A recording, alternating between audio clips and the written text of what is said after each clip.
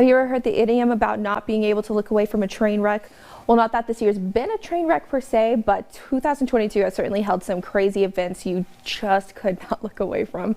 Here are your top 10 overall read or viral stories of bigcountryhomepage.com this year. Starting off with number 10, what would you do in this situation? Picture this, you rent your house out to your grandson, the pandemic hits, and he stops paying rent, but you can't evict him. 2 years pass without seeing so much as a dime. An eviction moratorium is lifted, and you go to a Taylor County constable to get your home back. But when the constable and your leasing agent calls, it's a whole new problem. $20,000 worth of damages. I didn't think he would go to this extreme. Maybe, punching a hole or something like that, but not to this level. We gave him numerous chances to pay. Even the back pay, we told the judge, if he starts paying the back pay, we'll put it in an account, in a savings account, and that'll be toward the house.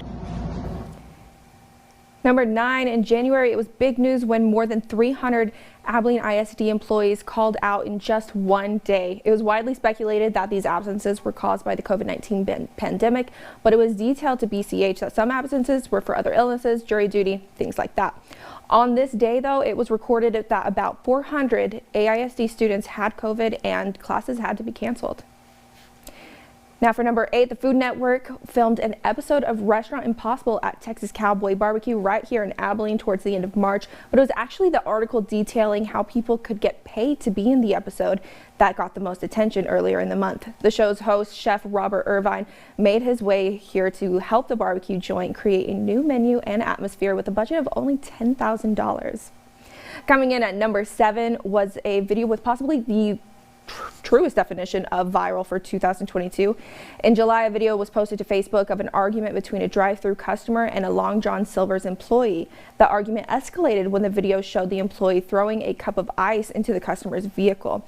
We were able to speak with all parties involved to provide clarity on what happened, and see that aforementioned clip, you know where to go. Number 6, how far is too far when it comes to young adult reading materials? The Abilene Public Library's Advisory Board heard a lot about removing certain books from shelves throughout the year, but by August, no book had been campaigned against more than let's talk about it. About 60 parents and other residents showed up to a routine meeting to express concerns over the sex education book. The book contained illustrations of nudity, various sex acts, and the encouragement of self-exploration. Some complained that the book should be considered pornography. Just recently, the Abilene City Council unanimously voted to approve a resolution which prohibits obscene or harmful materials for minors at the Abilene Public Library. At number 5, a woman was reported missing after checking out of a treatment facility. Police went searching for her and later found a body on the southwest side of Kirby Lake. It was confirmed that the body was that of the missing 55-year-old woman. 2022 proved to be the deadliest year on Abilene roads. In late February, a semi-truck crashed into a pillar of an underpass, killing the driver and passenger. The horrible wrecks did not stop there. In June, a 17-year-old was put in the hospital after being hit by a pickup truck while riding on an e-scooter in North Abilene. The teen lived but was badly injured. Just 2 days later, news shook the community when a group of teen boys stole a vehicle from Clyde, took it on a joyride, and crashed in Abilene. That crash killed a 13-year-old passenger, injured the other 2 passengers, and now a 13-year-old driver is facing murder charges. Fast forward to October, a 27-year-old man was killed after crashing into a brick wall at a Rose's Cafe. These are just some of many. The Texas Department of Transportation says drivers have little patience on the road these days, leading to so many preventable deaths. Rural areas, you tend to see a lot more people not buckled up, so people choosing not to be secured with a safety belt. Stop signs and things you see those, they're less visible out there, I think, meaning that they're not as common as if you're in a city environment. So somebody might be traveling for a while and come up on a stop sign that they're not familiar with or did not see. As of October, 25 deaths were recorded in 20 crashes, making it the deadliest year on Abilene roads. The last record for most traffic-related deaths in the city was 23 in 2014. After Halloween, we discovered that a foreign object was found in a trick-or-treaters candy bar, as reported to Abilene police. I spoke with an adult who said she found a needle inside a Twix bar, which she said had been given to a child in the Lytle South area. Police told me the candy was processed, but no usable prints were found. Now for number 2, in April, a video at an Abilene youth baseball game gained popularity after a coach was seen shoving an umpire.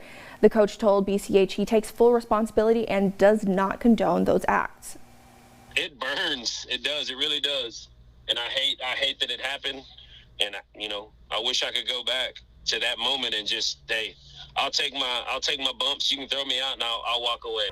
The coach apparently thought the umpire was making some unfair calls, leading the argument to reach that physical peak. Coming in at number 1, the devastating fires we saw in the spring. In May, the Mesquite Heat Fire burned for about 2 weeks, engulfing close to 11,000 acres of Taylor County land.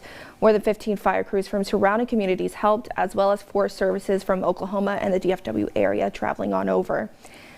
The shuffle from the Mesquite Heat Fire brought the big country to mind of the Eastland Complex fires, which took place just 2 months earlier to the day. It was St. Patrick's Day when news broke of multiple fires around Eastland County. The Eastland Complex would continue on for about 2 weeks, burning at least 55,000 acres and taking a life. Beloved Eastland County Sheriff's Deputy Barbara Fenley lost her life in the line of duty. She worked tirelessly to help residents to safety in her very last moments. All right, those are your top 10 viral stories of 2022. Be sure and head to our website for more details and other top 10s. For bigcountryhomepage.com, I'm Carly Cross. Happy New Year.